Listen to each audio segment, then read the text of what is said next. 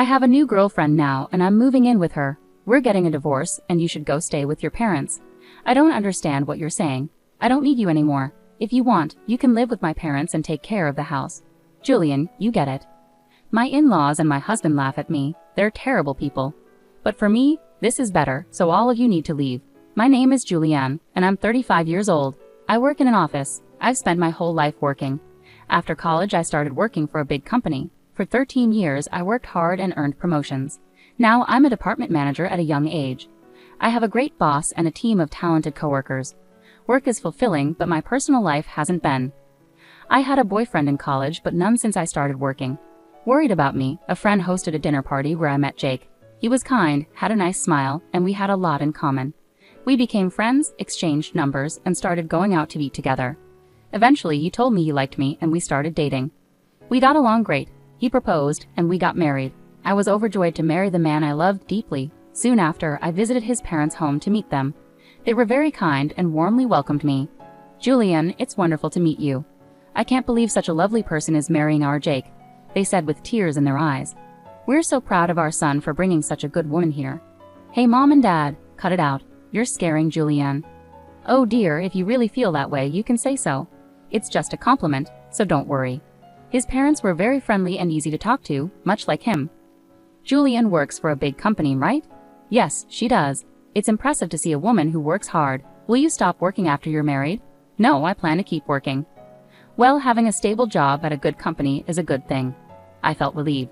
Some of my friends had mothers-in-law who urged them to quit their jobs, saying it was a wife's duty to support her husband, so I was grateful. I thought to myself that my future mother-in-law was understanding and kind. After we greeted my parents, we got married. I was filled with excitement about our new life together. My husband moved into my house, and we started our life as newlyweds. I was thrilled to spend all my time with him at home and to have him there when I returned from work. 8 months later, my husband brought up something he wanted to talk about. I'd like us to live with my parents if you're okay with it. What do you mean, live with them? Yes, they're getting older and I'm worried about them. I understand. My parents are around the same age, but my brother and his wife are living with them now, so they're taken care of.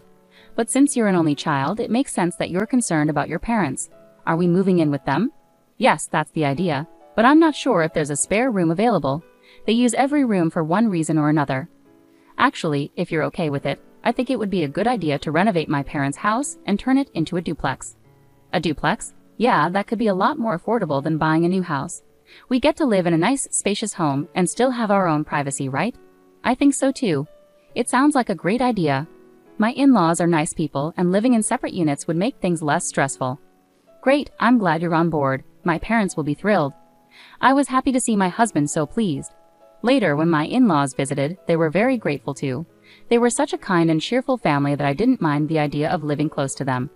Soon after our discussion about renovating their house, my husband surprised me with a remark. Actually, I need to ask you a favor. Could you pay for the remodeling? You mean, cover the entire cost? Yes. Why? My husband seemed uneasy. The truth is, we're in debt. I was shocked. Neither my husband nor his parents had ever mentioned this before, not when we were dating or even after we got married. How much debt are we talking about? About $250,000. What? I thought it might be a few tens of thousands, but that's a lot more than I expected, I exclaimed. It must have started small and just kept growing. Even if I wanted to help pay it off, it sounds impossible. My parents are already living on a pension, and the debt keeps piling up. I see. I couldn't hide my surprise and dismay at this sudden revelation. Julian, I need your help. Will you assist me in paying off my father and father-in-law's debt? They're struggling financially, and my own income isn't substantial either. Doesn't that make it difficult for us to renovate the house and live together as planned? No, that's still important to us. You've asked me to cover the remodeling costs and my father's debt, which amounts to $250,000. I understand. These are tough decisions, but I want to build a life with you, Julianne, and I want to support my parents. I love both of them, and I love you. I hate to ask this, but if you truly love me, please help me out. I promise to repay you gradually. I was deeply upset. My husband and his parents had no one else to turn to but me. I knew my husband loved me sincerely, but I felt blindsided by this revelation. Love can sometimes make us overlook such challenges, I thought to myself. All right, I'll take care of it, I reluctantly agreed. After my husband expressed his gratitude and shook my hand, he shared the news with my in-laws, who later came to our house to apologize. My mother-in-law was so moved that she even shed tears of joy. I have to give this my all, I resolved. Taking on my in-laws' debt was now my responsibility, and I was determined to handle it. Though I had some savings, I was apprehensive about paying it all at once. Therefore, I decided to use $60,000 from my savings and pay the rest in installments. During our discussion on repayment, I laid out my installment plan, and my in-laws agreed that it was acceptable. "Why don't you transfer the money directly into the debt repayment account? We're not very good at managing finances, and I'm a bit hesitant about handling a large sum," my husband suggested. My in-laws nodded in agreement. Transferring funds first to their account and then to the repayment account would be cumbersome. Since it was a substantial amount, I didn't want there to be any confusion, so I agreed to transfer the money directly. Once everything was settled, my in-laws appeared visibly relieved. "Now we don't have to worry about the monthly debt payments. It's been really stressful." "Dad, Mom, you should really thank Julian properly." "Well, I can't count how many times I've thanked you. I can't thank you enough. Thank you so much. I'm so grateful that Julian is my son's wife." "No, please, it's okay," I insisted. "I'm just happy to see you both happy." However, deep down, I felt a bit uneasy, concerned they might view me solely as a financial resource. Despite this, I was committed to caring for my beloved husband's family. With their happiness in mind, I began making the payments, and we renovated our house into a two-family home. We started living together in a beautiful and spacious house.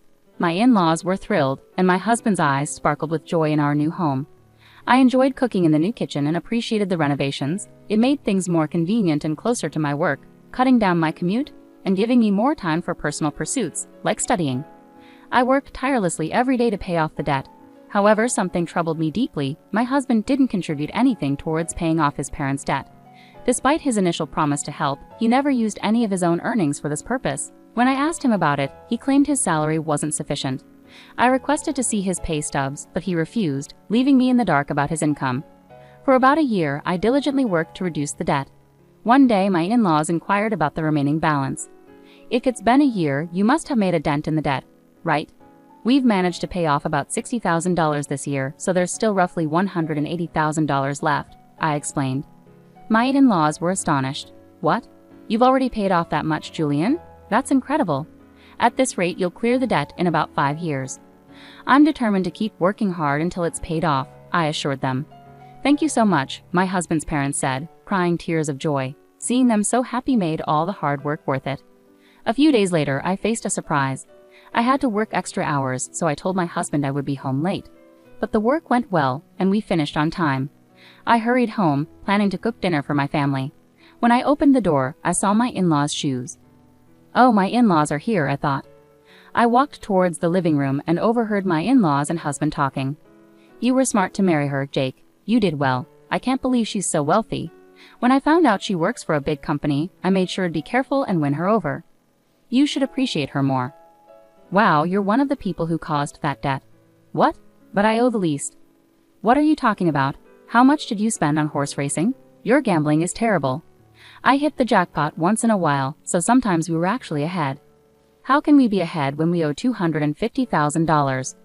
But at this rate, we'll be able to pay off the debt and get back on track. That's really great. And she even remodeled our house. I've got a really good wife." "Well, I'll dump her once she pays off the debt," my husband and in-laws laughed. I was so shocked I couldn't move from the front door for a while. After calming down a bit, I made a loud noise closing the door and announced, "I'm home." When I entered the living room, my in-laws and husband greeted me with smiles. "Oh, Julianne, welcome home. Good job, good job. Well, we're going back to our room. Let's have dinner together again soon." Their gentle smiles terrified me because I had overheard their earlier conversation. It shocked me to see my husband pretending to be a loving husband with that smile on his face. "Why didn't you tell me you had to work late today?" "I did, but I finished earlier than expected, so I rushed home to cook dinner." I tried my best to act calm until dinner so my husband wouldn't suspect I had heard anything. Later, while he was taking a bath, I stayed in my room and cried alone. Crying as hard as I could fueled my determination to get back at my husband and in-laws. From then on, I acted swiftly. I started preparing for divorce and made plans for my future. About 5 months passed. I pretended to be happy and told my husband that I had paid off my in-laws' debt. My husband was shocked. "What? You paid off the debt? The $250,000? That was supposed to take about 5 years, right?" "I actually have quite a bit of money saved up, but I was afraid to pay it all off at once. So I started making gradual payments from my salary and savings. But now we're below $200,000, and I thought it would be better to clear the debt in one go. I see, he said. Then I asked, would you like to verify? And showed him the bank book. Oh, it's true. You paid $180,000 in one go. My husband tried to hide his excitement, but I could tell he was eager to leave. Wow, Julianne, thank you. My parents are going to be thrilled. He pretended to wipe tears from his eyes, but I knew it was just an act. Soon after, my in-laws arrived and expressed their gratitude. Thank you so much. We're so grateful to have met Julianne. You're like a blessing. If I hadn't known the truth, their thanks would have made me happy. But I knew their true feelings, and I only pretended to be nice because I was preparing for my plan. A few days later, my husband asked to talk to me. He looked very serious. What's going on? I asked. I'm sorry, Julianne, but you have to leave me. What do you mean? I acted surprised deliberately. I have a new girlfriend, and I'm moving in with her. So I'm divorcing you. You'll go stay with my parents. Jake's sudden statement shocked me. While I had overheard their earlier conversation about him planning to leave once the debt was paid, I didn't expect him to openly admit his infidelity. What does he mean by sending me to his parents' place? I don't understand, I said. My husband's demeanor turned cold. You're not very understanding. I don't need you anymore, but you can stay here as a provider or housekeeper. Then the front door opened, and my in-laws walked in. Jake, did you finally tell her? Yes, I did. Wish I could have seen her face, Jake replied. You can move in with us if you do the chores. We'll charge you rent, of course. My in-laws and husband laughed at me. They were the worst. All of you need to leave, I said firmly. My in-laws scoffed at my remark. What are you talking about? Have you forgotten? I can easily pay for the house renovation myself. I changed the house title to my name, so I have the right to decide who stays and who goes. My in-laws looked shocked when they remembered the house title was in my name now. I was stunned by their audacity. I'm sorry, but you can't live here anymore. If we divorce, you'll be strangers, I told them firmly. My in-laws realized the gravity of the situation, but my husband, not wanting to be outdone, argued back. But you took on our debt and paid it off. You're the one losing money. If we didn't have debt, we could afford to move out. That's right, my in-laws and husband agreed. Thanks for letting us live in this nice house while you paid off our debts. I'm sorry, but I didn't pay off the remaining $180,000 debt. What? But your bank book showed money missing. That money was from a separate account I managed. The debt remains at $180,000. I delayed the collection process by making continuous large payments, but it's time for the remaining amount to be paid, and you are responsible for it. My husband and in-laws were stunned. Then I confronted them further. Jake, you admitted to cheating, so you'll need to pay. I'll also seek compensation from your partner for the affair. Oh no, she only stayed with me because she thought I had money in the house. If I have to pay alimony, she'll leave me. I'm not concerned about that. Actually, I'm sorry. Please don't leave us, my husband pleaded. My husband feared losing his lover, while my in-laws feared losing me. Their selfishness was evident. I want nothing more to do with any of you. I'm putting this house up for sale. Furthermore, I'll be seeking reimbursement of the $120,000 debt I paid on your behalf through my lawyer. My in-laws stood frozen, realizing the severity of their situation. I then pursued divorce and alimony from my husband through legal channels. I also sought alimony from his lover and reimbursement of $120,000 from my in-laws for what I had paid. Actually, the renovated house sold for about $400,000 in a prime location, and it was bought by a family looking for a duplex. After paying off the $120,000 debt and spending $200,000 on renovations, I ended up making a profit of $80,000 from the sale. In addition to that, I received alimony from my ex-husband and his affair partner, significantly improving my financial situation. On top of all that, I also received a $120,000 payment from my ex-parents-in-law. Ultimately, I benefited the most from this whole ordeal. I believe this outcome is fair given the significant damage and distrust I experienced. Initially, I had savings from learning how to invest, with the aim of paying off my in-laws' debts quickly. With a solid financial base, I invested tens of thousands of dollars, and my assets grew substantially within a year. Alongside this, I received a raise at work, boosting my income. These financial preparations allowed me to take decisive actions. Unfortunately, my former in-laws ended up in debt again and lost their house, but they brought it upon themselves through their deception. Those who deceive others must face the consequences. This experience has taught me the importance of caution and better judgment in trusting people. Going forward, I plan to continue saving and growing my assets to secure a comfortable future. My goal is to create happy memories with genuinely trustworthy people. For instance, I began by enhancing my financial knowledge through courses and books on investing and personal finance. This foundation enabled me to make well-informed decisions about where to invest my money. As time passed, I diversified my investments across various asset classes such as stocks, bonds, and real estate. This approach helped me steadily and securely increase my wealth. Additionally, I seized opportunities to advance in my career. I pursued additional training and certifications relevant to my profession. These efforts paid off when I achieved a significant promotion and salary increase. The higher income allowed me to save more and adopt a more aggressive investment strategy. Throughout this journey, I maintained focus on my long-term objectives. I aimed to secure a comfortable retirement and ensure financial stability for my later years. I also wanted to be able to assist my loved ones if they ever needed financial support. This vision served as my motivation and kept me disciplined in pursuing my financial goals. Eventually, my hard work paid off. I bought a beautiful home in a wonderful neighborhood and traveled to places I had always dreamed of visiting. More importantly, I cultivated strong relationships with friends and family who genuinely cared about me. These connections brought me immense happiness and satisfaction. Reflecting on my past, I realized that the challenges I faced with my ex-husband and in-laws taught me invaluable lessons. They pushed me to become more independent and knowledgeable about finances. They also underscored the importance of surrounding myself with trustworthy and supportive individuals. In conclusion, I turned a tough situation into an opportunity for personal growth by focusing on my financial well-being and personal development. I created a brighter future for myself. I hope sharing my story inspires others to take charge of their lives and pursue positive changes.